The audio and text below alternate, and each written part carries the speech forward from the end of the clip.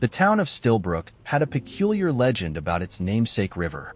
At its heart, where the waters slowed into an almost unnatural stillness, there was said to be a place where the river didn't reflect.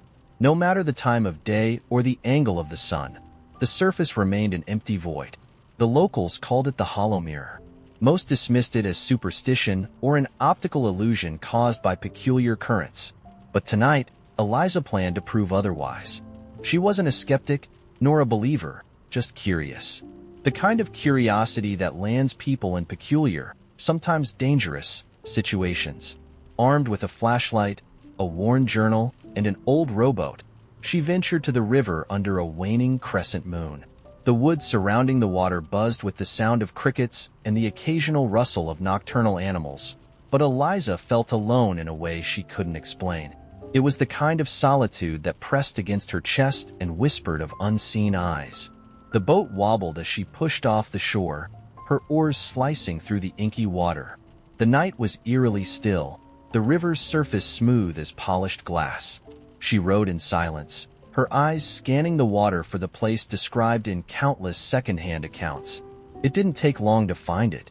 One moment, the stars above were mirrored perfectly in the dark water. The next, they weren't. Eliza froze, her breath hitching. There it was, the Hollow Mirror. An expanse of the river where the reflection vanished, replaced by a perfect, impenetrable black.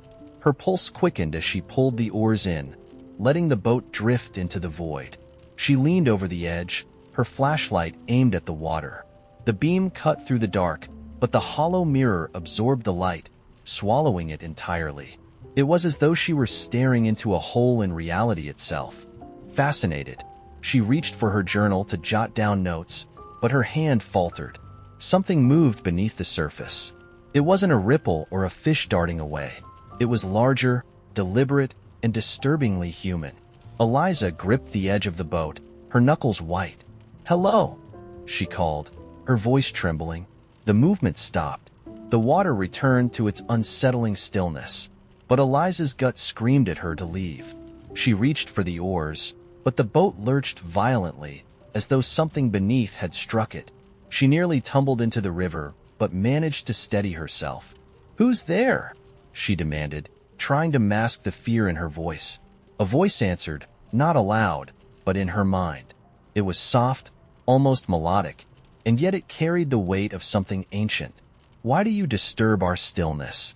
Eliza's breath caught. I wanted to see if the stories were true," she stammered, unsure if speaking aloud was necessary. The voice chuckled, a sound like leaves rustling in a storm. "True? What do you know of truth?" Before she could respond, the boat lurched again, and the air grew colder. The stars above seemed to dim, and the forest around her faded into an indistinct blur. The only thing she could see clearly was the water, and something emerging from it. It was a figure, pale and indistinct, as though carved from mist. Its face was featureless, save for a faint indentation where eyes should have been. As it rose, the water didn't ripple. Instead, the hollow mirror seemed to expand, swallowing the boat, the riverbanks, and even the night sky. Eliza found herself floating in a vast, endless void. The figure tilted its head, its movements unnervingly smooth. "You seek understanding, but understanding is a burden. Do you wish to carry it?" Eliza opened her mouth to answer, but found herself paralyzed. The void seemed to tighten around her, pressing against her skin, her thoughts. Memories flickered in her mind. Not hers, but fragments of lives she didn't recognize. A child running through a meadow, a woman weeping by a gravestone, a man shouting into a storm. The voice spoke again, quieter now. "Each who looks into the hollow mirror leaves a piece of themselves behind. Tell me, wanderer, what will you leave?" Panic surged through her. "I don't want to leave anything," she managed to choke out. "I just want to go home." The figure loomed closer, its form shifting, growing darker, more solid. "You are home," it whispered. With that, the void collapsed, and Eliza was plunged into freezing water. She clawed her way to the surface, gasping for air, only to find herself back on the river, the stars once again reflected in the water around her. The hollow mirror was gone. She scrambled into the boat, shivering uncontrollably. The forest loomed dark and quiet, the sounds of crickets returning as though nothing had happened. Eliza rowed to shore with trembling hands, her mind racing. When she reached the bank, she collapsed onto the grass, staring up at the sky. Her journal was gone. So were her flashlight and her oars.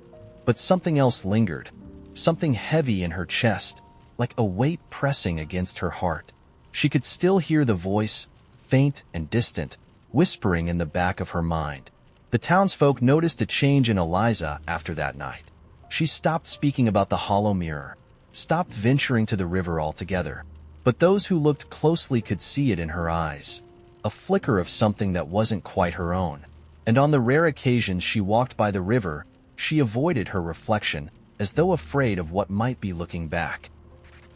The idea came to us on a Tuesday night while we were folding laundry. I don't know why, but folding laundry always feels like a confession booth for me and Jules. Maybe it's the mindless repetition, the way you can talk without making eye contact. Whatever it was, Jules started it. "I think we should take a trip," they said, shaking out one of my worn-out band t-shirts. I nearly dropped a pair of socks. Jules never wanted to travel. They were the kind of person who thought an evening at AITA was an adventure. A trip? Like a real trip? Yeah, like a vacation. Somewhere nice. My mind instantly took off like a rocket.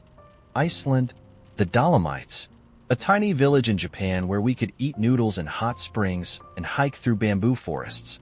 "I'm so in," I said, trying to keep my excitement in check. "I've been dying to do something like this. What are you thinking?" Jules looked up at me, their expression so calm I should have known. A beach. A beach. The word itself felt like a deflated balloon. "Oh," I said, trying not to sound disappointed. "Yeah, beaches are cool. Which one?" "I don't know. Hawaii? Or maybe the Caribbean. Somewhere warm, with good drinks. And quiet." It felt like I'd been handed a gift, only to find out it was socks. Right. Totally. Quiet. Love that. I paused, trying to figure out how to steer this ship without Jules realizing I'd already mentally booked us on an Arctic icebreaker. But what if we did something a little different? Like a road trip through national parks, or hiking in New Zealand. Something with a little adventure? Jules laughed, short and sharp, like I'd told them a bad joke. Adventure? I thought the whole point was to not do stuff. I laughed too, but it didn't feel funny. I mean, doing nothing is fine, but don't you want to explore? Like, see places we've never seen? They gave me a look, one eyebrow raised. I'm trying to escape life, not drag it into a jungle. And that's when I realized we were about to go to war. Over the next few days, we kept circling the same argument. Jules wanted turquoise water and loungers. I wanted trails and breathtaking views. Jules craved calm, lazy mornings. I wanted early starts and long, exhausting days. "It's not like I'm asking for much," they said one night, curled up on the couch with a travel brochure in hand. "Just 1 week where we don't have to think about anything. Doesn't that sound nice?" "Sure," I said, "but doesn't it also sound boring? We could go anywhere in the world, Jules. Why would we waste it sitting in one place?" Jules didn't answer right away. They just stared at me, their expression unreadable. Finally, they said, "It's not wasting it if it makes me happy."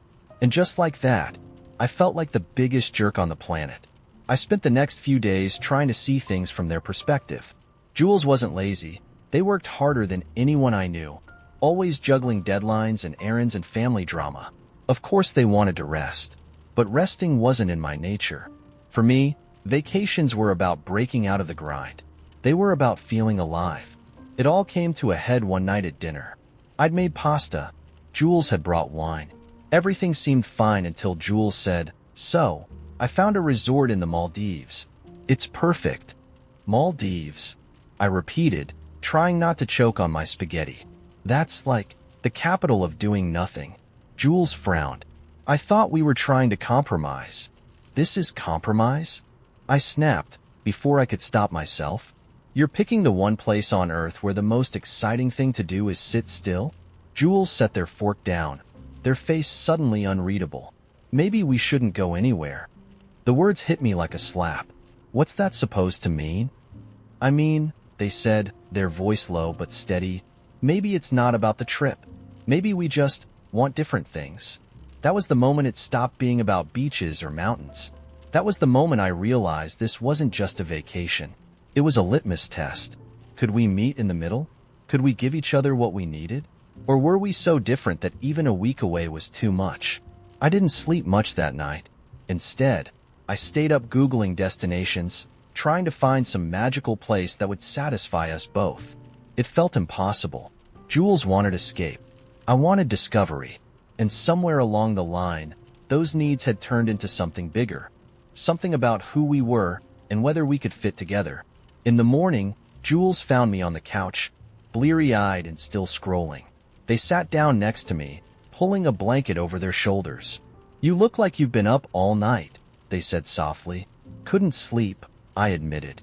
Jules was quiet for a moment. Then they said, "What if we're both wrong?" I looked at them, confused. "What do you mean?" "I mean," they said, "what if we're thinking about this all wrong? You want adventure. I want rest. Maybe there's a third option we haven't thought of yet." And that's how we ended up booking a trip to Norway. Not beaches, not mountains, fjords. Quiet villages, scenic train rides, cozy cabins. Jules could sip wine by a fire. I could hike to my heart's content. Neither of us got exactly what we wanted, but maybe that was the point. So now, as I sit here packing my hiking boots next to Jules' stack of sweaters, I can't help but wonder, did we finally figure it out, or are we just putting off a bigger problem? AITA for dragging Jules into this compromise, or is this the best we can do? The trouble began with a dog.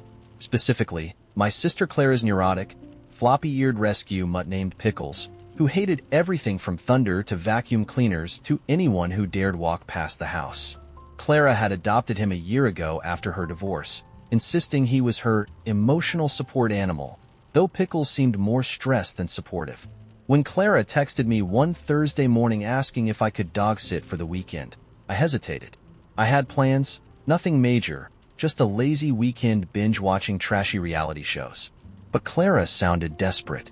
She'd been invited to some wellness retreat and said she needed this trip to recenter herself. I relented, because that's what siblings do. "I owe you big time," she said when she dropped him off that Friday evening. "Pickles can be a lot, but he's been better lately. He just needs his routine." Routine. Right. She handed me a handwritten list of instructions, and I swear it was longer than my tax forms. Feed him at 7:30 a.m. and 5 p.m. sharp.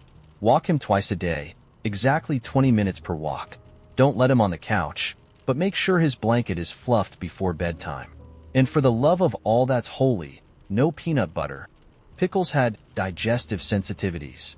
It all seemed manageable until Clara drove off and Pickles began whining at the door like a Victorian widow mourning her lost love.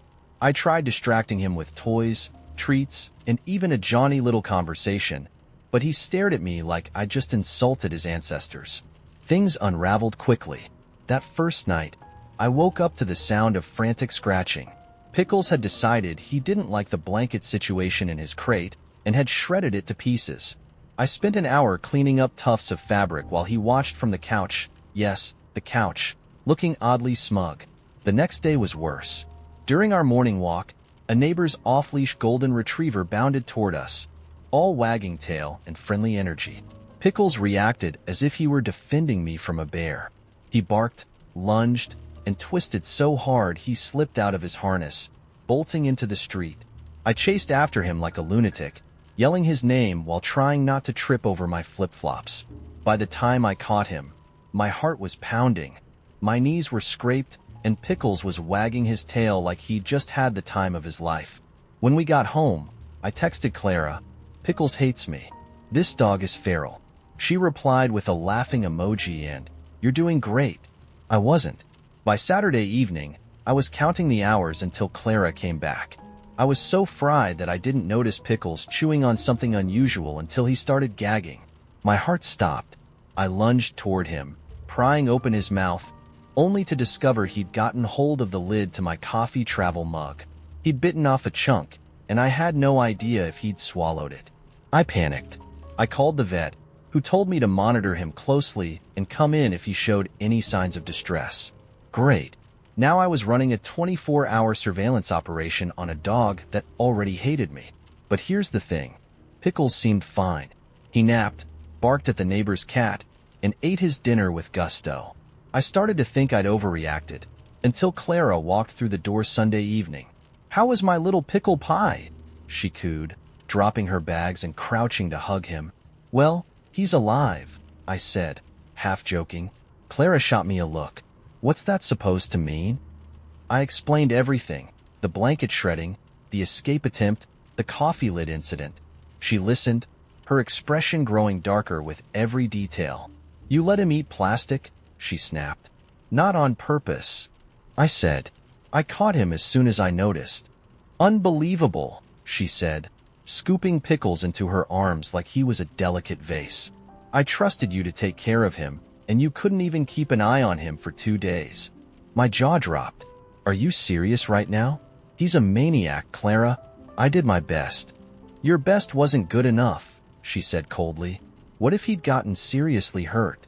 What if he—" Her voice cracked, and she buried her face in Pickles' fur. I stared at her, stunned. "You're acting like I let him run into traffic on purpose. I saved him from traffic, by the way. I should have just boarded him," she muttered. "At least they're professionals." That stung. "Right. Next time, hire a kennel. I'll make sure my weekend plans don't get interrupted." She flinched but didn't apologize. Instead, she picked up her bags and left without another word, leaving me standing there with a shredded blanket, a chewed-up coffee lid, and a pit in my stomach. I know I didn't handle everything perfectly, but I didn't deserve to be blamed for trying to help. Pickles wasn't easy, and I bent over backward to follow Clara's instructions. She acted like I was careless, but the truth is, I cared more than I probably should have.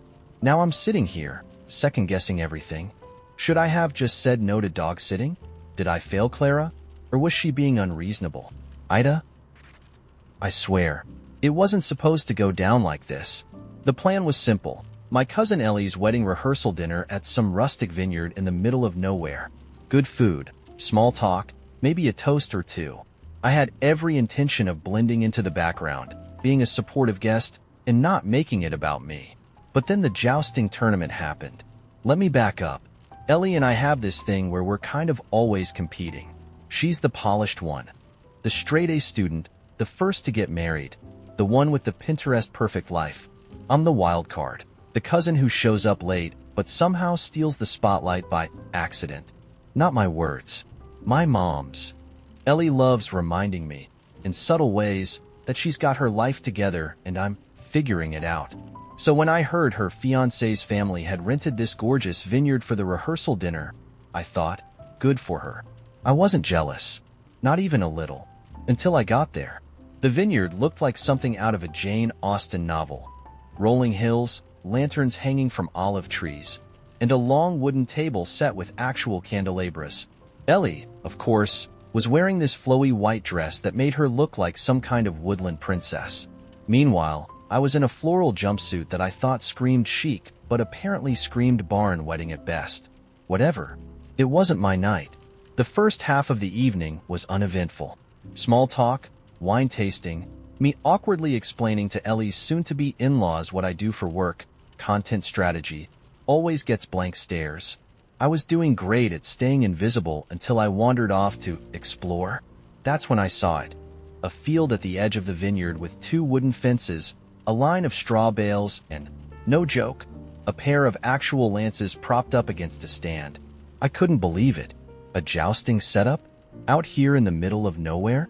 My brain immediately fired up. This was gold. A literal Renaissance fair hidden in the middle of a wedding venue? How could no one be talking about this? I rushed back to the group, buzzing with excitement. "Hey," I said, sliding into a conversation Ellie was having with her bridesmaids. "Did you guys see the jousting thing?" Ellie frowned. "What jousting thing?" "There's a whole setup at the edge of the vineyard," I said, "like lances and everything. It's amazing." She waved me off. "Oh, that's just for the vineyard's medieval event nights. It's not part of tonight, but we could totally do it, right?" Her eyebrows shot up. No, we're not doing that. Why not? I asked, genuinely confused. It's right there. We could settle all our old sibling-cousin rivalries in a glorious duel. Think about the Instagram content. Ellie gave me the look she always gives me when she thinks I'm being ridiculous, which, to be fair, is often.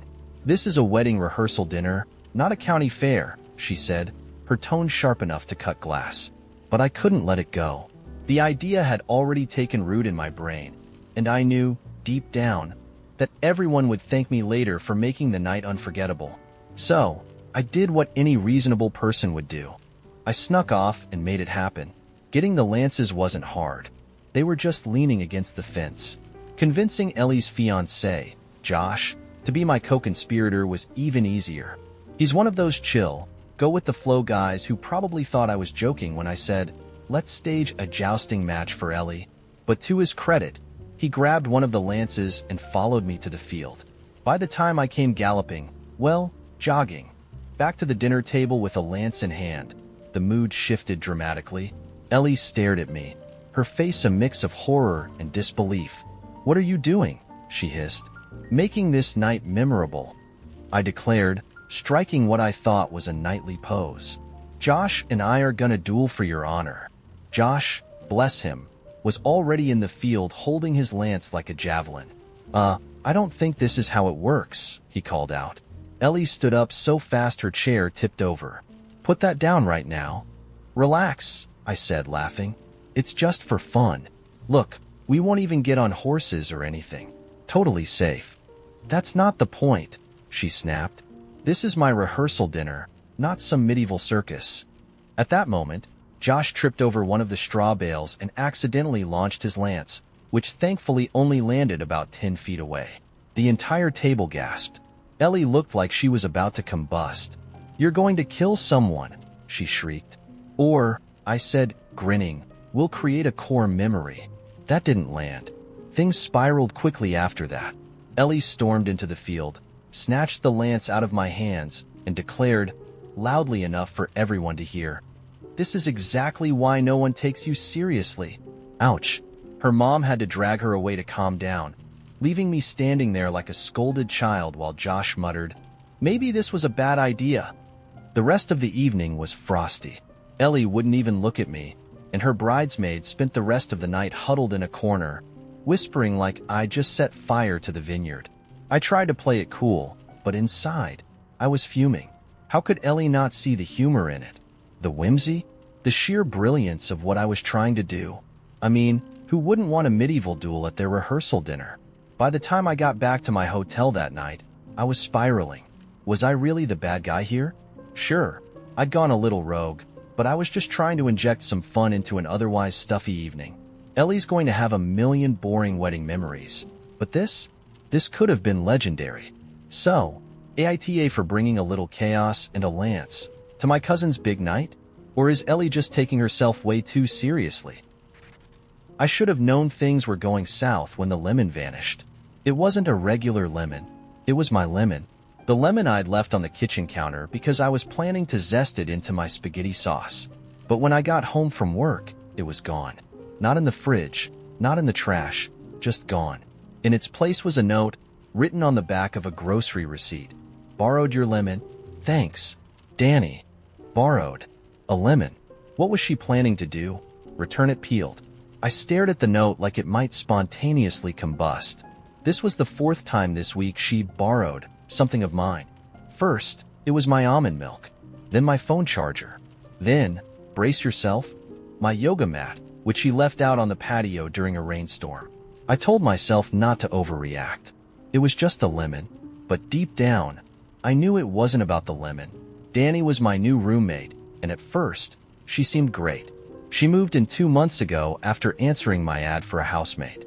She was funny, friendly, and had one of those Instagram perfect vibes where she was always sipping oat milk lattes and talking about energy alignment. I thought, wow, this might actually be a chill roommate situation. Oh, how naive I was. The lemon incident wasn't the beginning. It was just the point where I snapped. Before that, there were little things. The way she'd leave her sneakers by the front door, like a tiny obstacle course. or how her hair seemed to weave itself into everything. The couch, the bathroom sink, even my freaking cereal bowl one morning. I told myself I could live with it. But then, she started borrowing. She never asked. It was always after the fact. "Oh, I borrowed your soy sauce for my stir-fry. Hope that's cool." Or, "I grabbed your shampoo because mine ran out. Thanks, babe." And every time I'd open my mouth to say something, she'd smile that big, sunshiny smile of hers, and I'd feel like the villain for caring about stupid stuff like shampoo or soy sauce. But the lemon? That was the line in the sand. I wrote her a note back. "Please stop taking my stuff, Jess." I stuck it to the fridge and went to bed feeling oddly victorious. The next morning, the note was gone. In its place was a small container of pre-grated lemon zest and another note. "Problem solved. Love, Danny." Problem solved? She thought this was cute. I stared at the container of zest, seething. She didn't even get the point. That was when I decided to fight back. Not by talking to her like a grown-up, no, that would have made too much sense. Instead, I pulled a full-on stealth operation. I bought a mini fridge for my room. I didn't tell her. I didn't even plug it in right away. I just stuffed all my important food inside, locked the door, and waited. The chaos started almost immediately. "Hey, Jess." Danny called from the kitchen the next day. "Do you have any oat milk?" I could have sworn there was some here. I didn't look up from my book. "Nope." "Oh, weird." She sounded genuinely confused. I almost felt bad. Almost. Over the next week, Danny started noticing more things were missing. Well, not missing, just no longer available to her. The oat milk, the honey, the good olive oil I'd been saving. She even texted me one night. "Did you move the chili flakes? Can't find them anywhere." Sad face. I ignored it. I figured she'd get the hint eventually.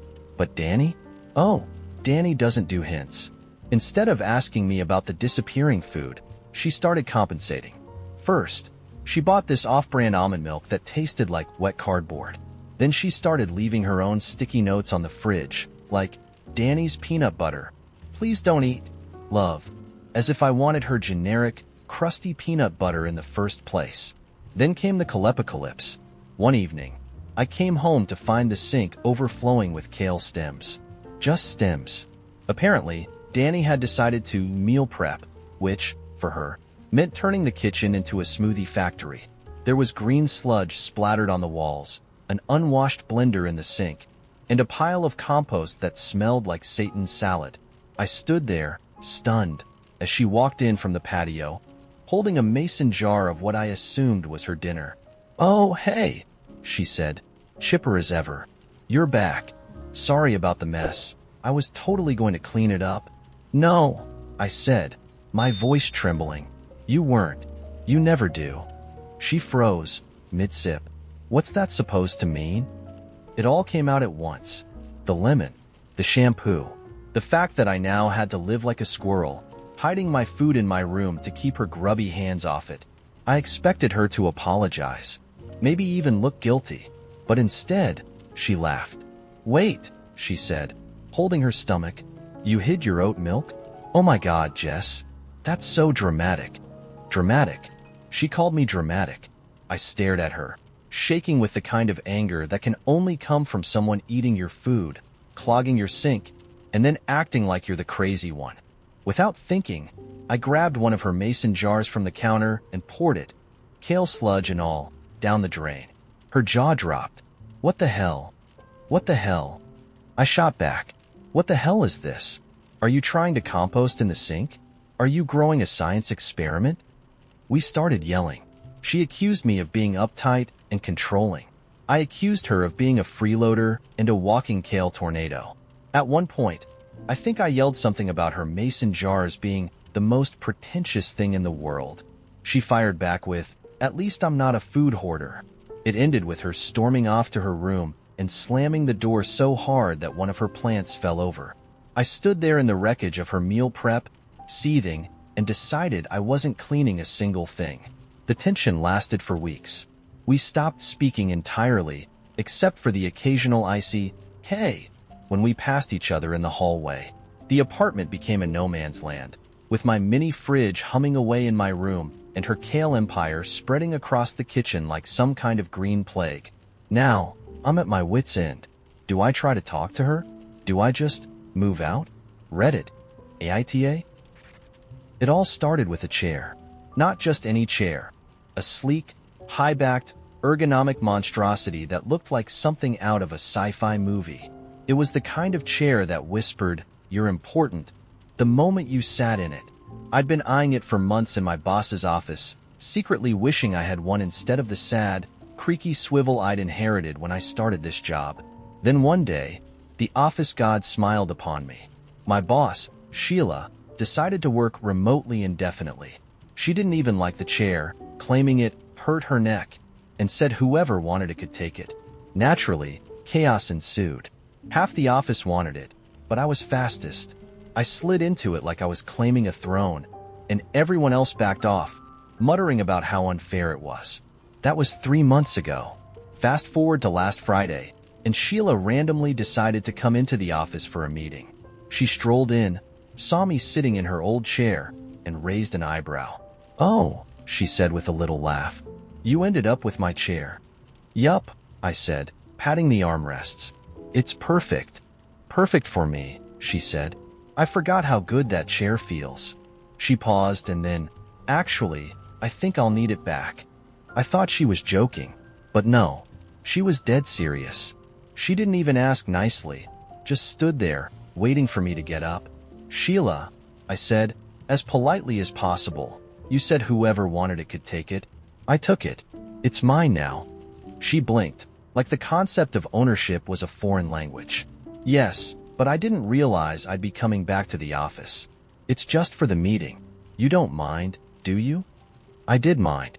I minded a lot. This chair was my baby. I'd adjusted it perfectly, found the sweet spot for lumbar support, even attached a little cup holder for my coffee.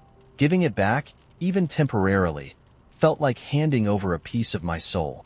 "I actually do mind," I said, "but there's a conference room chair that looks pretty similar. You can use that one."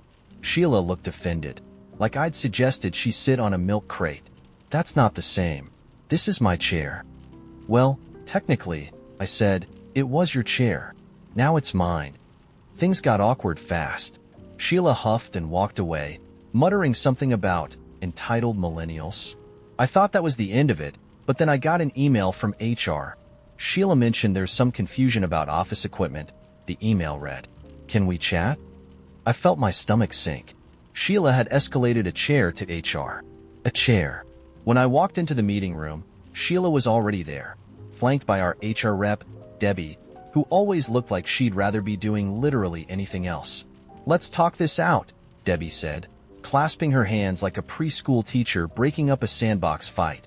Sheila launched into a speech about how the chair was custom ordered for her needs, and how she never intended to give it away permanently.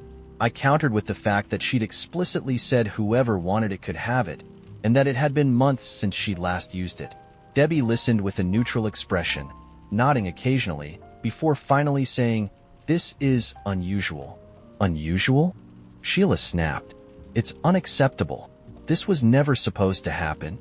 "I don't think you can just take it back," Debbie said gently. "If my name has been using it and made adjustments, it's their chair now." I barely resisted the urge to pump my fist. Sheila, however, looked like she'd just bitten into a lemon. "Fine," she said icily. "Keep the damn chair." Again, I thought it was over. But on Monday morning, I walked into the office and found Sheila sitting at my desk, in my chair. She smirked. "Just trying it out again," she said. Trying it out? She had her own desk and plenty of other chairs to choose from, but no, she wanted mine. I stood there, blinking, trying to process what level of petty this was. "Sheila," I said, "you can't just take over my desk." "Oh, I'll move," she said airily. "Eventually." I decided to fight fire with fire. "Actually," I said, "I need to sit there.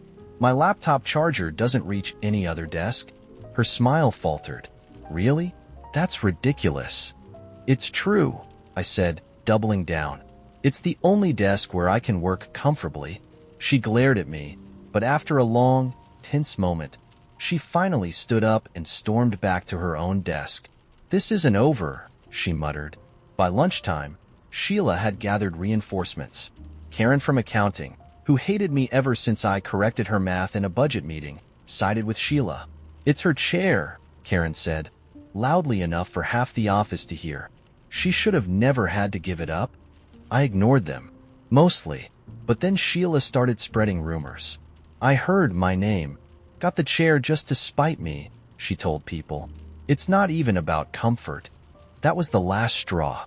I printed out the email Sheila had sent months ago, the one that said, "Whoever wants it can take it," and taped it to the back of the chair.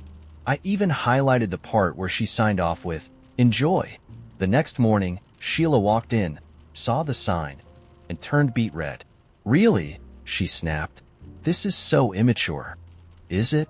I said innocently. "I just wanted to remind everyone how generous you were." Now the office is divided. Some people think I'm being petty. Others think Sheila's acting like a tyrant over something she clearly gave away.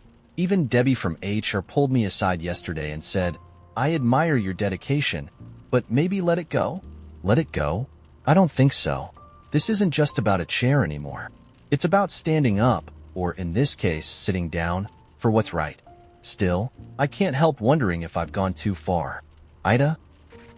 It wasn't a job, it was a quest. At least, that's how I framed it when I agreed to babysit for the Thompsons. My roommate Laura had bailed on them last minute. Something about a suspicious mole. She needed to get checked. Real subtle. But I needed the money, and babysitting usually meant easy cash with bonus perks. Kid-friendly movies and free snacks. The Thompsons lived in the kind of house that looked like it should have its own Instagram account.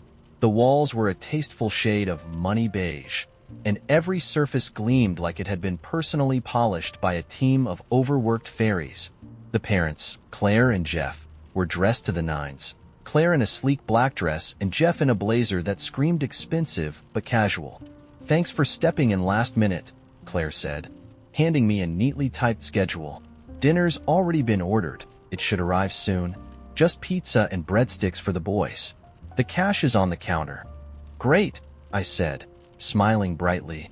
"Cash, pizza, a schedule. What could go wrong?" "We'll be back around 11, Jeff added, glancing at his watch. "Liam likes to push bedtime, but don't let him." "Oh, and don't let them near the saltwater tank. They're obsessed with the fish, and we had an incident last month." I opened my mouth to ask what kind of incident, but they were already out the door, leaving me alone with their two sons, Miles, 7, and Liam, 10. The boys greeted me with the chaotic enthusiasm of two feral raccoons, racing down the stairs in matching Spider-Man pajamas. Miles immediately launched into an unsolicited monologue about his Minecraft kingdom, while Liam sized me up like a CEO preparing to fire someone. "Do you know how to make popcorn?" Liam asked, his tone suspicious. "Yes," I said, "but we're having pizza for dinner, remember?" "Pizza's fine," he said, in a way that made it sound like I'd narrowly passed his test. When the doorbell rang, Miles screamed, "Pizza!" like he'd just discovered fire. I paid the delivery guy, grabbed some plates, and set everything up at the kitchen table. "2 slices each," I said, dishing out their portions. They dug in with the kind of gusto that only kids and marathon runners can muster. Once they were occupied, I helped myself to 2 slices and a breadstick. Babysitting rule number 5. Never babysit hungry. "Is that your pizza?" Liam asked, his eyes narrowing as I took my first bite. "It's our pizza," I said, smiling. "There's plenty left." He seemed to accept this, though I noticed he gave my plate a suspicious glance every few minutes. Kids are weird. The rest of the evening passed uneventfully until the bedtime battle began. Liam, true to his reputation, tried every trick in the book to stay up. Needing water, claiming he was scared of the dark, suddenly remembering he hadn't finished his homework. Miles, on the other hand, passed out mid-sentence while explaining why pandas were his second favorite animal. By 9:45, the house was silent, and I was on the couch scrolling through my phone. When Claire and Jeff returned, I stood up to greet them, feeling pretty pleased with myself. "The boys were great," I said. "Dinner went smoothly, and they're both asleep." Claire smiled, but Jeff's eyes zeroed in on the empty pizza box sitting on the counter. "You ate the pizza?" he asked, his tone so sharp it could have cut glass. I blinked, caught off guard. Just 2 slices, I said. The boys had plenty, and there's still some breadsticks left. Claire's smile evaporated, replaced by a look of mild horror. We didn't expect you to eat their food. Sorry, I thought it was fine, I said, trying to keep my voice steady. Most families I babysit for. Well, we're not most families, Jeff interrupted. We expect our babysitters to bring their own food. My stomach twisted, a mix of embarrassment and indignation bubbling up inside me. It was pizza, 2 slices, not exactly a 5-course meal. I didn't mean to overstep, I said finally, grabbing my bag. Claire forced a tight smile. It's fine. Let's just move on. But it wasn't fine. Not really. As I walked home, I replayed the conversation in my head, each version more ridiculous than the last. By the time I reached my apartment, I was fuming. The next day, I texted Laura. Your mole excuse was a lie, wasn't it? You knew about the pizza people. She responded immediately, guilty. But come on, wasn't it worth the story? And she was right. It wasn't just a babysitting gig anymore. It was legend. From then on, whenever someone asked me to babysit, my first question was always the same. What's your policy on pizza? The text came just after midnight. Please, Daria, you're the only one who can do this. It was from my cousin, Marcus. He didn't usually text at night, which immediately had me scrolling up to see if I'd missed something earlier. Nothing. Just this single, pleading message, sent at a time when normal people were asleep. But Marcus was not normal people. I started typing back, "What's going on?" Before I could hit send, my phone buzzed again. I wouldn't ask if it wasn't serious. Please, just call me. I sighed, rubbed the sleep out of my eyes, and dialed. He answered on the first ring. Thank God. Daria, listen, I need a huge favor. It's unconventional, but you owe me. That last bit hit a nerve. He wasn't wrong. I did owe him. Marcus had helped me out of a nasty spot a few years ago, lending me rent money when I was between jobs. But the way he said it, like he was pulling a trump card, made me bristle. What is it, Marcus? There was a pause, just long enough for me to hear him debating how to word whatever ridiculous thing he was about to say. I need you to babysit for me. I frowned. Babysit? Since when do you have kids? It's not exactly a kid, he admitted, his voice dropping. It's a dog. Seriously? You woke me up for this? It's not just a dog, he snapped. It's my boss's dog. He's out of town, and I agreed to watch it. But there's a situation. I can't do it. You're the only person I trust. I was already shaking my head. Marcus, I have a job. A life. I can't just drop everything to dog sit for some guy I don't know. It's 3 days, Daria. 3 days, and then I'll never ask you for anything again. I was about to tell him no when he threw in the kicker. And he'll pay you $2,000. $2,000? My mouth went dry. For 3 days. Yeah, Marcus said, clearly sensing he had me on the hook. But you have to start tomorrow. He's a little high maintenance. How high maintenance are we talking? Let's just say it's not your average dog. Against my better judgment, I agreed.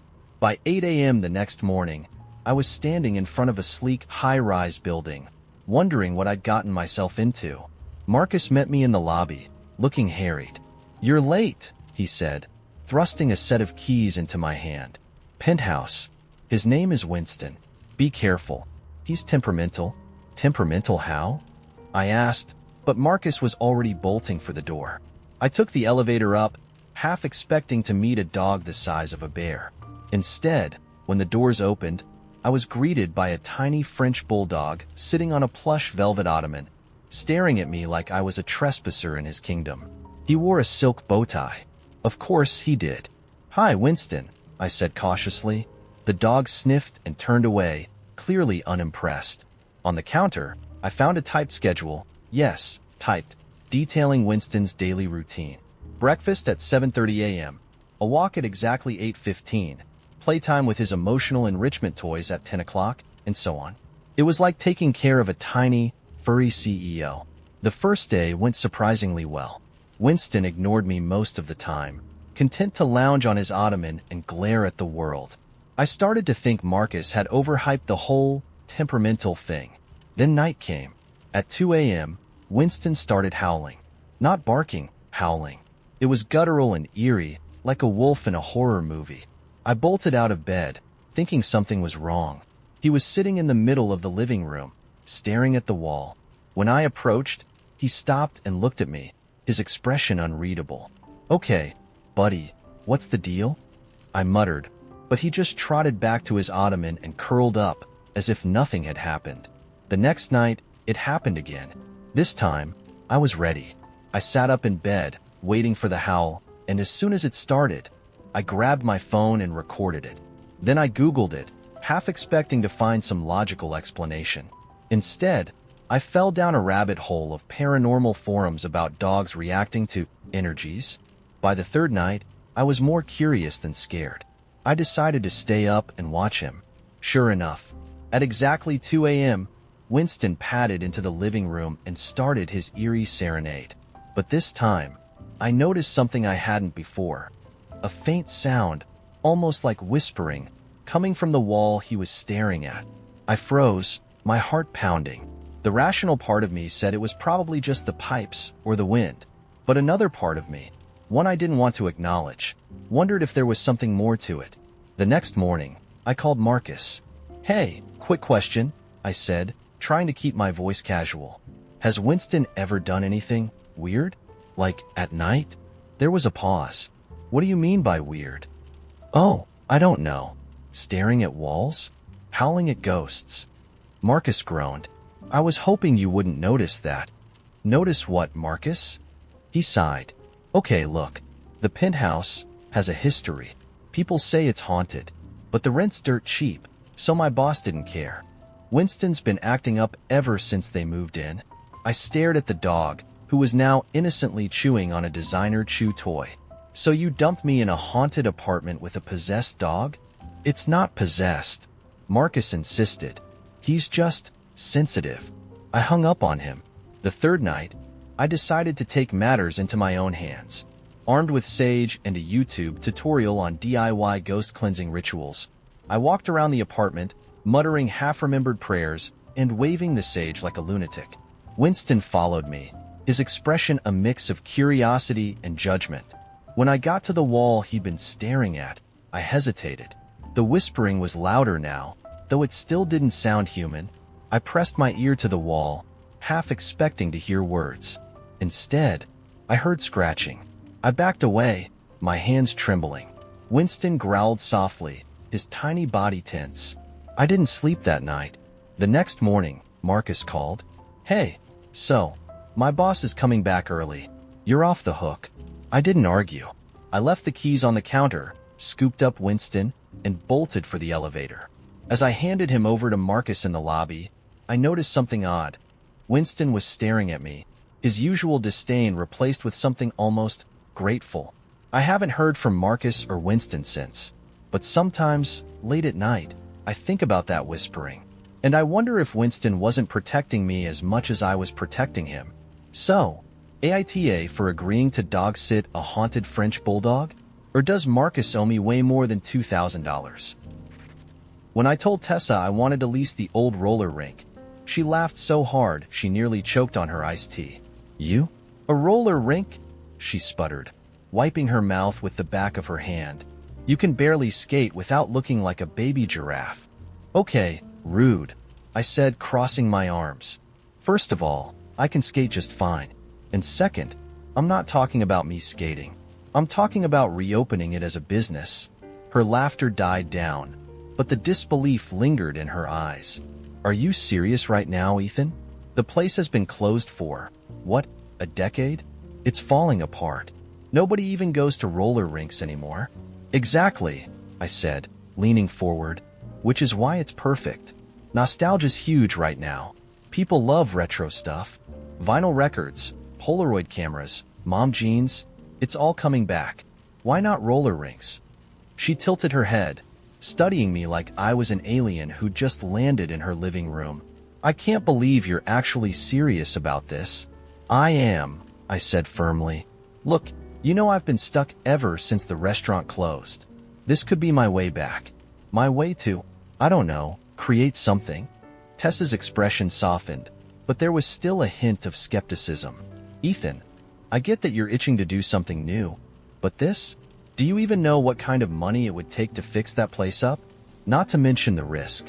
What if it flops? I sighed, leaning back against the couch. Yeah, it's a risk, but everything's a risk. I can't keep sitting around waiting for the perfect opportunity. I want to try. She didn't answer right away. Instead, she reached for her tea and took a slow sip, her gaze distant. What about Mom? She asked finally. I frowned. What about her?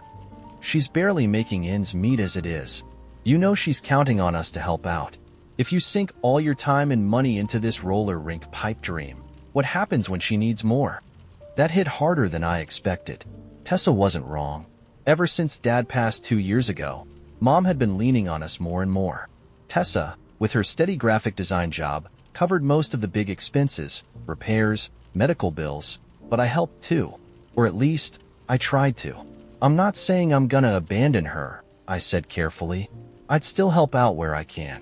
But I can't put my whole life on hold forever, Tess. That's not fair.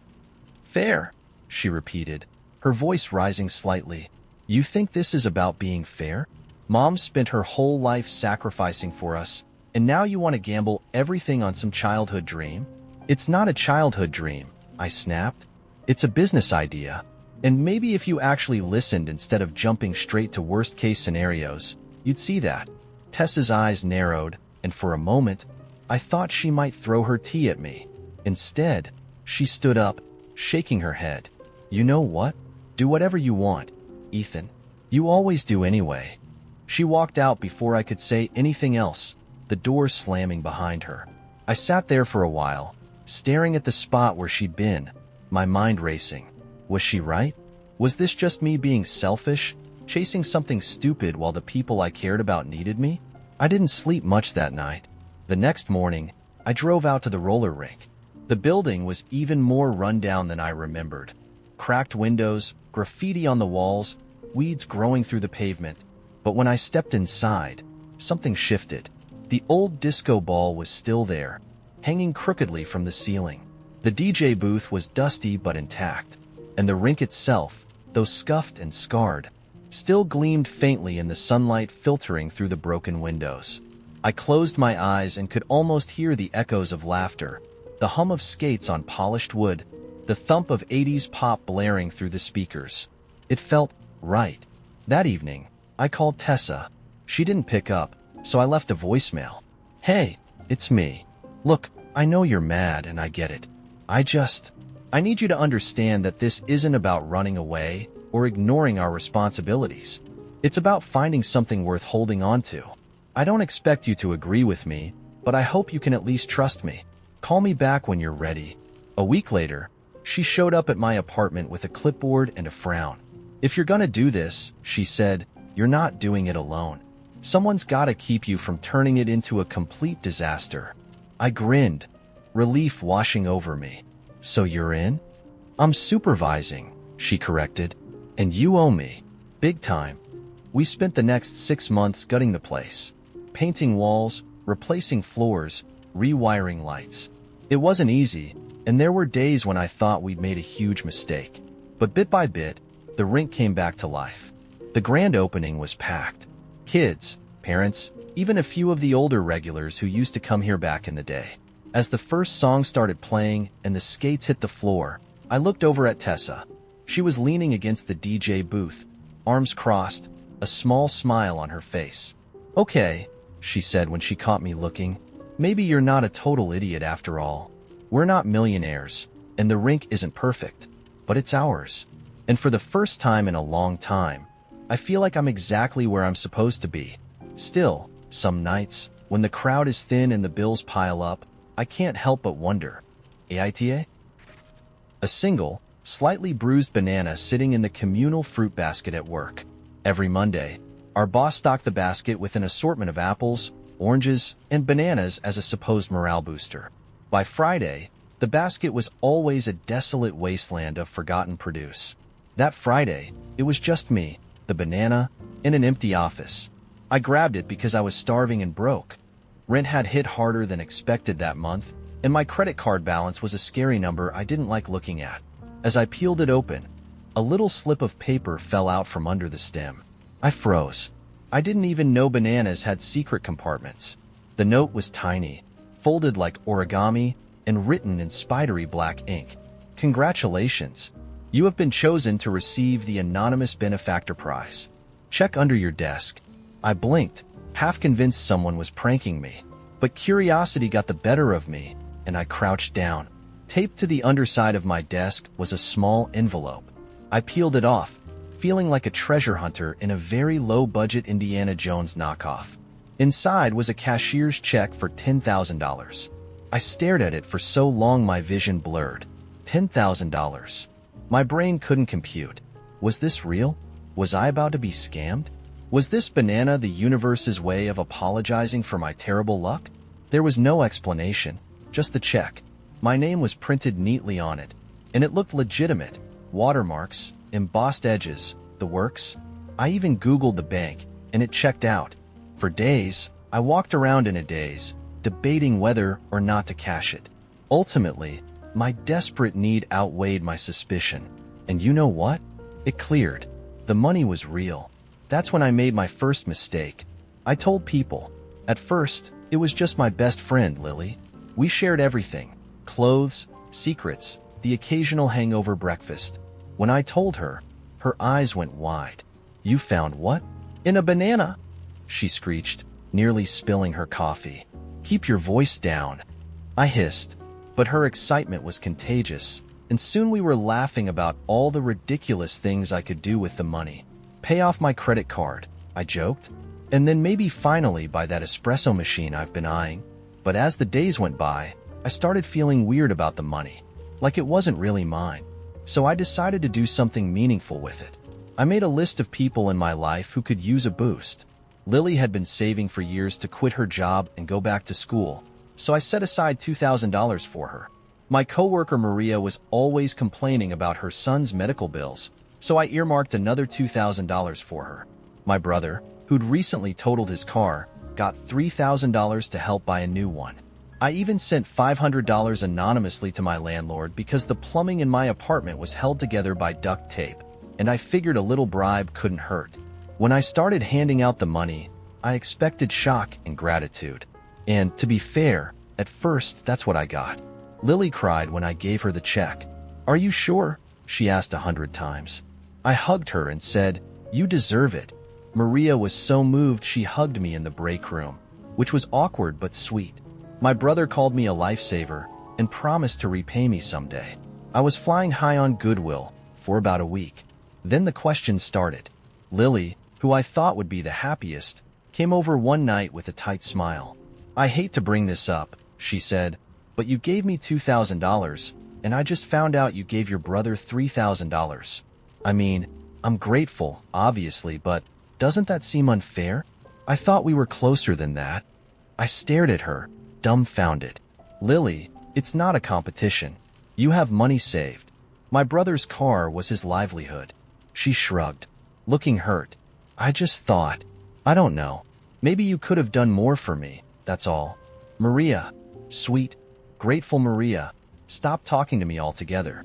When I cornered her at work, she finally snapped. I told my sister about the money, and she's furious I didn't get more to split with her. Do you know how awkward that's been for me? You couldn't have just kept it to yourself? My brother called me out of the blue, sounding sheepish. So, the new car costs more than I thought, he said. Any chance you could send me a little more to cover the down payment? Are you serious? I snapped. I gave you $3,000. Yeah, but it's not enough for something decent, he argued. Come on, Alex. You've got $10,000. What else are you gonna do with it? By this point, I was starting to regret ever opening that stupid banana. But the final blow came when my landlord slipped an envelope under my door. Inside was a letter thanking me for the generous gift and a bill for $2,500 worth of plumbing repairs. We've decided to move forward with the full project, the note read, and we trust you'll cover the difference. I sat on my couch, clutching the letter, and wondered if I'd been cursed. I tried to be generous, to spread the windfall in a way that made everyone's lives a little better. Instead, it felt like I just invited chaos into mine. No one seemed to understand that this money wasn't endless, that I didn't owe them anything. They treated my generosity like an appetizer and demanded a main course. The only person who didn't complain was the banana. It sat quietly in my fruit bowl, an unspoken reminder of my cosmic joke of a prize. I stared at it, half tempted to eat it out of spite, but I couldn't bring myself to do it. What if it had another note inside? What if this time, instead of money, it said something like, "Surprise! You're cursed now." So here I am, broke again, relationship strained, wondering if I should have just kept my mouth shut and cashed the check for myself. Maybe some mysteries aren't meant to be solved. The thing about Sunday nights is they have this vibe, this unspoken melancholy. They're quiet, a little bittersweet, like the taste of burnt caramel, but not last night. Last night, my living room sounded like a courtroom drama. "No way I'm watching a show about competitive hedge trimming," I said, pacing between the couch and the coffee table. "That's not even a real thing. That's just people pretending to be grass artists for 45 minutes. Maya, my girlfriend, stretched out across the couch with the smug air of someone who knew she held the moral high ground. "It's called sheer genius, and it's very real. Topiary competitions are intense. Plus, it's British, which means it's classy. It means it's boring," I countered. "You watch one guy turn a bush into a unicorn, and you've seen them all." Maya gave me the same look you'd give someone who just said water isn't wet. "First of all, it's not about the bushes. It's about the drama. You think it's all kumbaya because they're polite, but these contestants are ruthless. One guy sabotaged another's hedge last season, trimmed it lopsided." "Wow," I said dryly. "Hedge warfare. Gripping stuff." She rolled her eyes. "Fine. What's your suggestion, Mr. High Standards?" I grinned and held up my phone. 2 words, "Midnight Precipice." Her groan was instant and dramatic, like I'd physically injured her. "Oh my God, not another dark thriller. You know I hate those." I pressed on, ignoring the impending argument. "It's not just a thriller. It's atmospheric. It's a psychological deep dive into how people deal with fear and loss. It's people running around in the rain looking stressed out," Maya shot back. "I can't watch that after a long day. I need joy." "Joy is overrated," I said before I could stop myself. Maya sat up, her eyebrows shooting skyward. "Oh, really? Do go on." I waved her off. "You know what I mean.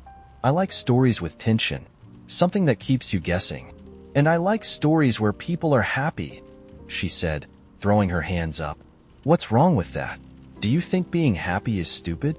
"No," I said, but it came out too defensive to sound believable. "I just don't find it interesting."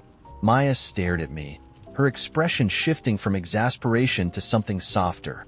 "Babe, you ever think maybe that's the problem?" I blinked. "What do you mean?" She sighed and pulled her legs up to sit cross-legged on the couch. "You spend all day reading news and listening to podcasts about corruption and crime. Then you want to unwind with shows that make you more stressed. Maybe you need to balance it out.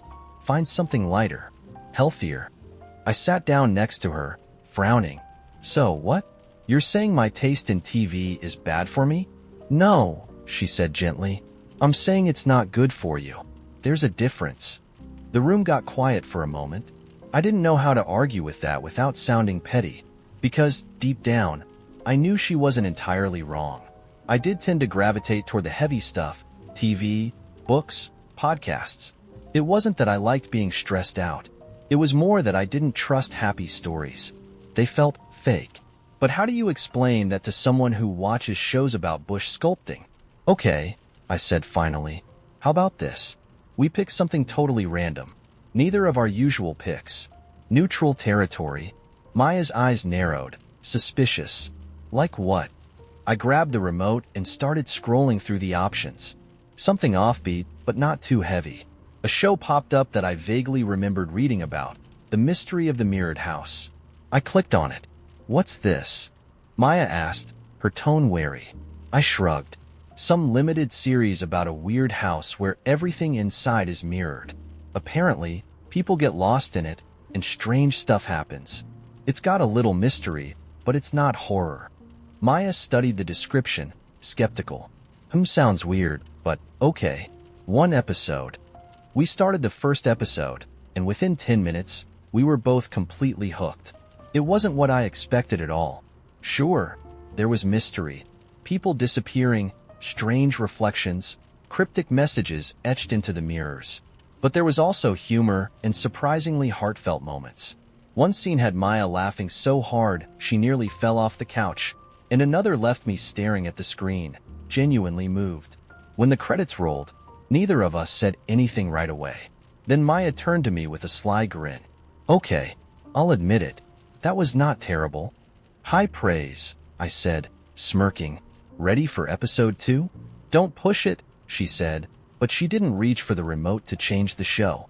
By the time we finished the second episode, I realized something strange. I felt lighter. Not in a cheesy, life-changing way, but in a subtle, almost imperceptible way. Like my brain had taken a deep breath. I glanced at Maya, who was curled up next to me, completely engrossed. You were right, I admitted. She looked at me, startled. About what? About balance, I said. I guess I do need to mix it up sometimes. Maya grinned, her face lighting up like she'd just won the lottery. I'm saving that in the archives for the next time we argue. I laughed, knowing she absolutely would, but I didn't mind. For once, it felt like we'd found something that didn't just work, it worked for us. The first thing you should know is that my mom's garden is her pride and joy. She doesn't call it a garden, though. She calls it the sanctuary, like it's a sacred place where birds and bees come to pray. Rows of roses, neatly trimmed hedges, perfectly spaced lilies. It's the kind of garden you'd see on a postcard, complete with a koi pond and one of those fancy wrought iron benches that no one ever actually sits on. She spends hours out there every day, deadheading flowers, pulling weeds, and lecturing me about the balance of nature. The second thing you should know is that I am not, nor have I ever been, a plant person. I have a black thumb. I once killed a cactus by forgetting it existed. The only green things I've successfully managed are those grocery store scallions you can regrow in a glass of water. And even those are touch and go. This story begins last Saturday, when Mom went out of town for a 3-day yoga retreat. Before she left, she cornered me in the kitchen, handed me a laminated checklist. Yes, laminated. And made me swear on our family name that I would take care of her beloved sanctuary. Water the roses every morning, she said, tapping the checklist for emphasis. Not too much, just enough. And keep an eye on the koi. If anything happens to those fish... Relax, Mom, I said, taking the checklist. I've got this. Famous last words. For the first 2 days, everything was fine. I watered the plants, checked the pond filter, and even shooed away a squirrel that got too close to the bird feeder. I was feeling pretty good about myself, like maybe I wasn't the hopeless garden saboteur I thought I was. And then, on the 3rd day, disaster struck. It started with the gnome. Mom has this little ceramic garden gnome named Percy, who stands guard by the rose bushes. He's old and chipped, with one arm raised like he's about to cast a spell, and Mom swears he's a good luck charm. I think he looks like he's plotting a murder, but whatever. I was carrying the hose back to the shed when I tripped over a rock, stumbled into Percy, and knocked him face first into the dirt. His raised arm snapped clean off. I stared at the broken gnome, panicking. Mom would notice. She notices everything. I figured I could fix him before she got back, so I grabbed some superglue from the garage and tried to reattach the arm. Except the glue nozzle was clogged, so I squeezed harder and harder, until the entire tube exploded all over my hands and Percy's face. Now he looked like a lopsided Picasso painting, with his arms stuck on backward and a permanent glaze of dried glue covering his features. I panicked even more, dropped him back into the dirt, and backed away like I just committed a crime. It was around this time that I noticed something strange in the koi pond. The water, which was usually crystal clear, was cloudy. Like, really cloudy. I crouched down to get a better look, and my stomach dropped. The koi were floating. Not belly up, thankfully, but definitely not their usual spry, darting selves. They looked sluggish, as if someone had turned their pond into a hot tub. I ran back into the house, grabbed the checklist, and reread it for clues. Check the filter, it said. I had checked it, twice. But what I hadn't checked was the bottle of fish food Mom had left beside the pond. Apparently, it was only supposed to be used once a day, in small amounts. I'd been dumping in generous handfuls every time I walked by, thinking I was being extra responsible. In my panic, I grabbed a bucket and tried to scoop some water out of the pond, hoping to dilute whatever was making the koi sluggish. But I lost my balance and ended up tipping the bucket, full of pond water, straight into the rose bed. A huge, muddy splash drenched the delicate white roses, staining them a murky brown. At that point, I just sat down on the grass and put my head in my hands. The gnome was ruined, the roses were trashed, and the koi were probably plotting a mutiny against me. The sanctuary was a war zone. When Mom came home the next morning, I tried to put on my best, everything's fine, face, but she took one look at the garden and froze. Her gaze darted from the brown roses to the milky pond to Percy, who was now standing at a bizarre angle, his face glazed like a Krispy Kreme donut. "What happened?" she asked, her voice eerily calm. I opened my mouth to explain, but all that came out was a weak, "I can fix it."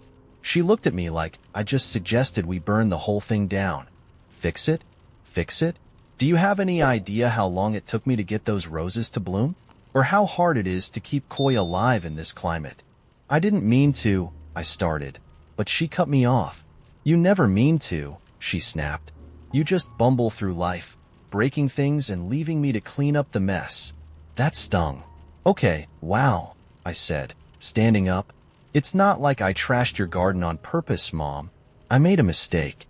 Sorry for not being the perfect plant whisperer like you." She crossed her arms, glaring at me. "This isn't about perfection. It's about responsibility. I trusted you, and you couldn't handle it for 3 days. Well, maybe if you didn't act like this garden is more important than your own kid, we wouldn't be having this conversation." I shot back. Her jaw dropped. "That's not fair.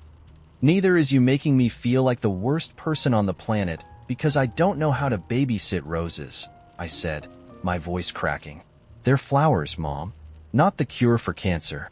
We stood there in silence, the tension between us thick as the pond water. Finally, she turned away and started picking up the broken pieces of Percy. She didn't say another word to me, and I didn't offer to help. Now it's been a week, and the garden looks normal again, at least on the surface. The roses are back to their pristine white, the koi are swimming happily, and Percy has been replaced with a new, unblemished gnome. But Mom and I haven't really talked since. She's still mad, and part of me feels like she has a point. I messed up, but part of me also thinks she overreacted. Reddit, AITA? When I saw my sister's name pop up on my phone, I hesitated. Callie and I had a complicated relationship, like two mismatched puzzle pieces from different sets, similar enough to recognize but not quite fitting. She was the golden child growing up, effortlessly charming and magnetic, while I stayed in the shadows, meticulously organizing what she left in chaos. The last time we'd spoken was a year ago at a family gathering, where she'd casually mentioned moving to Bali to find herself. I'd assumed she was still there. "Hey," she said when I answered, her voice bright and breezy, like we'd talked yesterday. "So, funny story, I'm in your city." Surprise. What?" I said, clutching my mug of tea. "Since when?" "Since today," she chirped. "I was thinking we could catch up. Also, I need a place to crash, just for a few weeks, until I figure things out. You're the best." Before I could process her words, there was a knock at my door. Callie's face lit up when I opened it, her arms full of mismatched luggage and a ukulele slung over her shoulder. She swept in like a hurricane, smelling of incense and optimism, and dropped her bags in the hallway. "Wow, your place is so tidy," she said, wrinkling her nose. "I forgot how organized you are." "That's called living like an adult," I replied, already bracing for impact. But she was family, and family meant opening your door even when you knew it might slam shut on your sanity. The first thing Callie did was announce she needed to set the vibe. She pulled out a box of candles, crystals, and an essential oil diffuser that puffed out clouds of lavender and eucalyptus. My minimalist apartment suddenly smelled like a yoga retreat. She rearranged my furniture for better energy flow and declared my color palette a little sterile. I found her draping a tie-dye scarf over my bookshelf and had to stop myself from yanking it down. It's temporary, I told myself. Just a few weeks. At first, I tried to roll with it. Callie had always been the queen of chaos, but she wasn't malicious, just oblivious in a way that somehow made you feel guilty for being annoyed.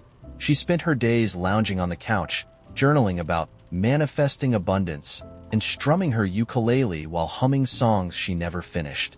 She made tea and forgot the kettle on the stove, turned my bathroom into a rainforest of hanging plants, and declared she was starting a handcrafted jewelry empire that involved scattering beads and wire across every flat surface. "I'm building a brand," she explained one night, surrounded by half-finished necklaces and a trail of glitter. "It's called Wild Spirit Sparkle. Isn't that perfect?" Meanwhile, I was trying not to lose my mind.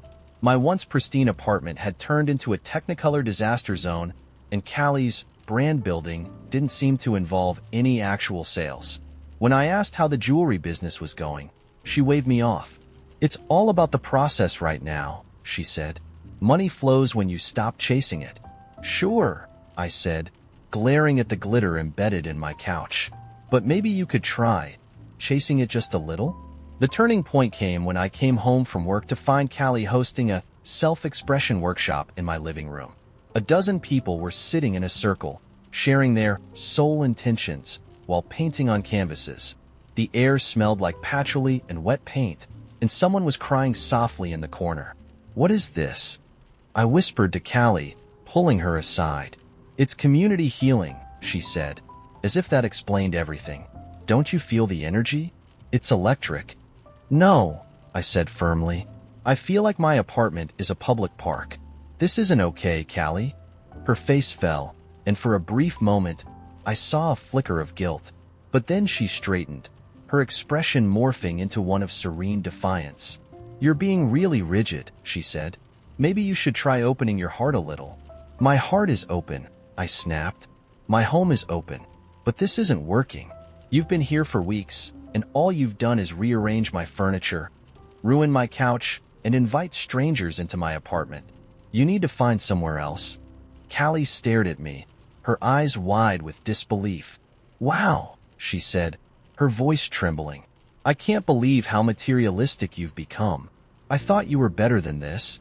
The next morning, she packed up her crystals, scarves, and ukulele and left without a word. I found a glitter-covered note on the counter. "Don't let your fear of change block your growth. Love, Callie."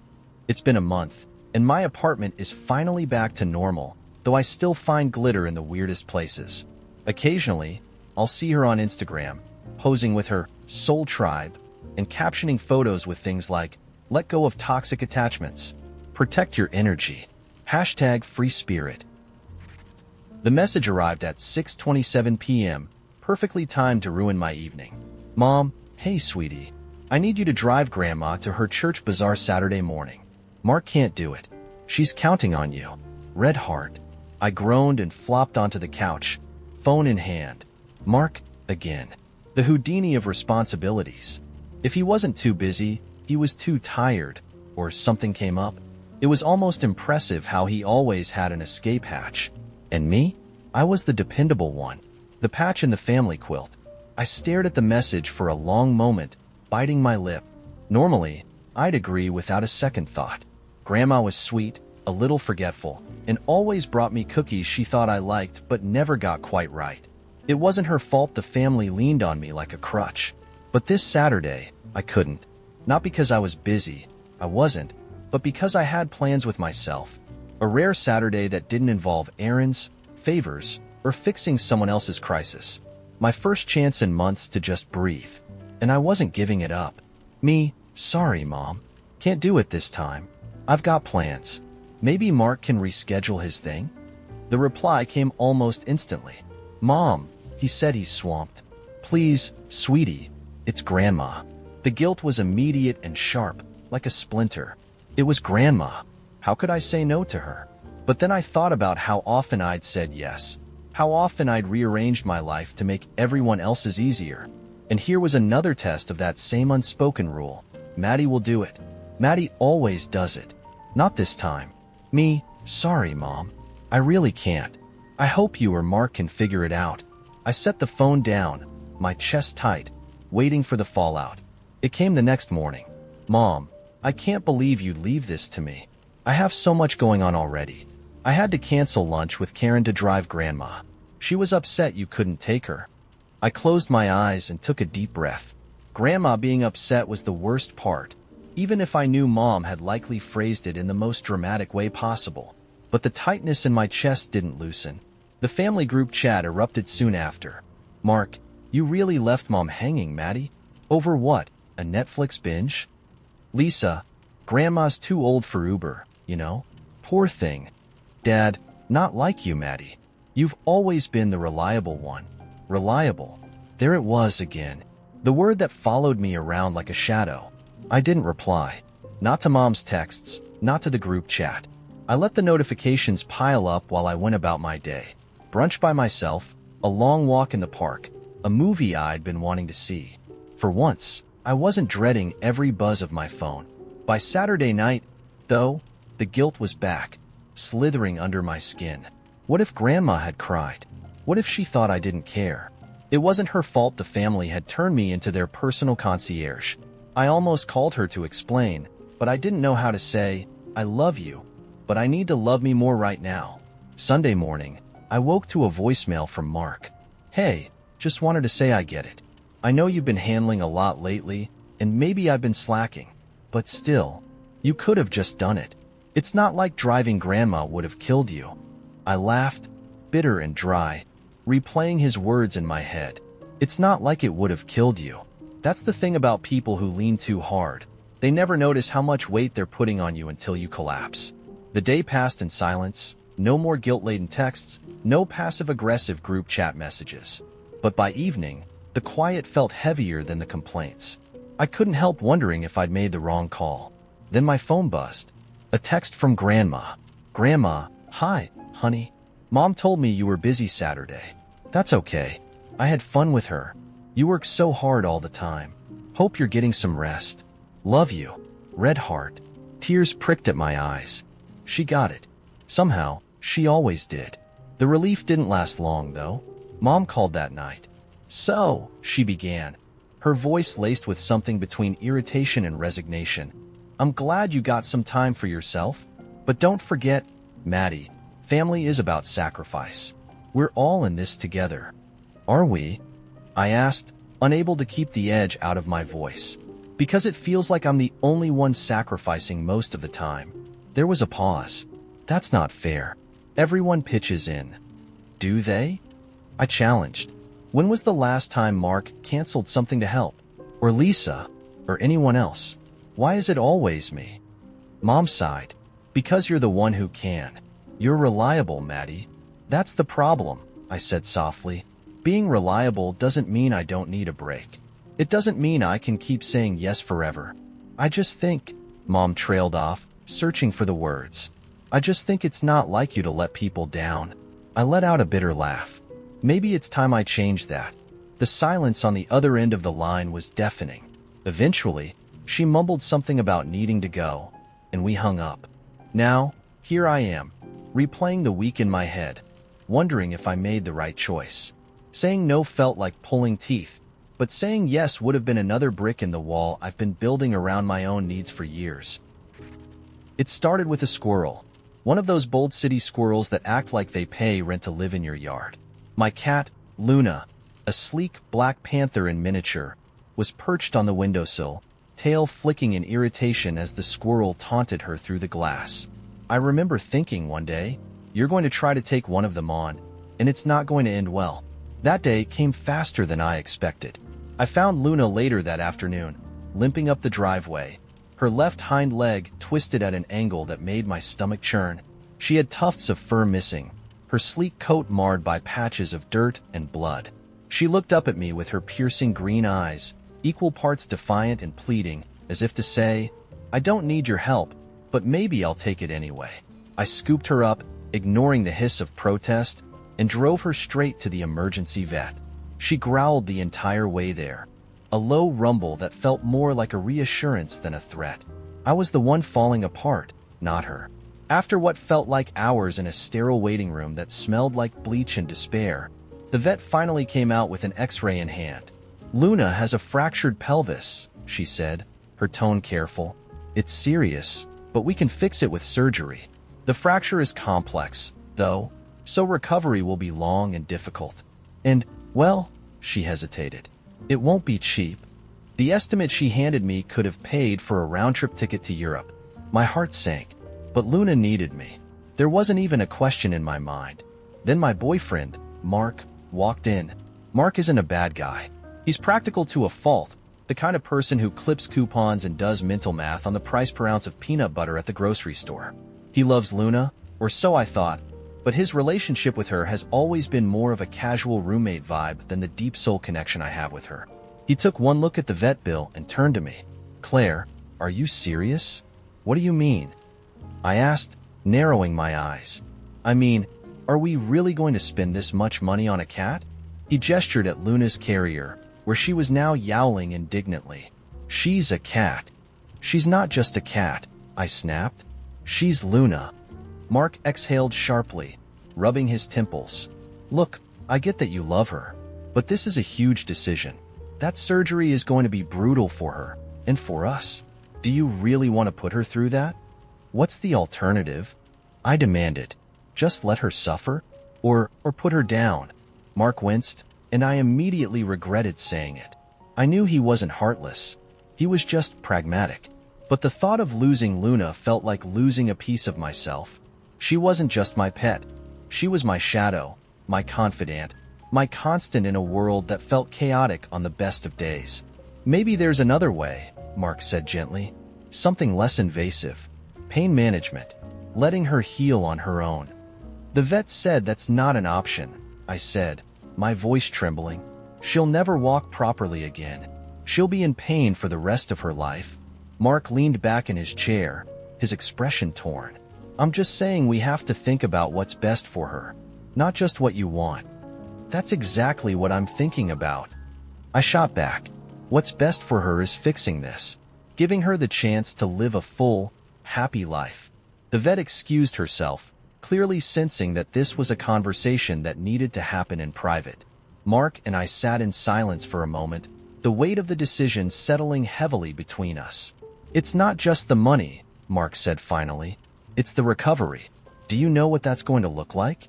You'll have to keep her confined, monitor her constantly, make sure she doesn't re-injure herself. You think she's going to be okay with that?" "I'll figure it out," I said, my jaw set. "I've handled worse." "And what if it doesn't work? What if you put her through all of that, and she's still in pain?" "Then at least I'll know I tried," I said quietly. "I won't spend the rest of my life wondering if I could have done more." Mark shook his head, his frustration palpable. "Claire, I love you. But this feels like you're not thinking clearly." "And you're thinking too clearly," I snapped. "She's not a spreadsheet, Mark. She's family." Mark didn't have an answer for that. He just sat there, staring at the floor, while Luna let out another plaintive wail from her carrier. In the end, I made the decision on my own. I handed over my credit card, ignoring Mark's protests, and scheduled the surgery for the next morning. When we got home, Mark barely spoke to me. I spent the night on the floor next to Luna's bed, stroking her fur and whispering promises I wasn't entirely sure I could keep. The surgery went well. The vet called me with updates throughout the day, her tone reassuring. "She's a fighter," she said, and I laughed because of course Luna was. She wouldn't let a broken pelvis or a squirrel win.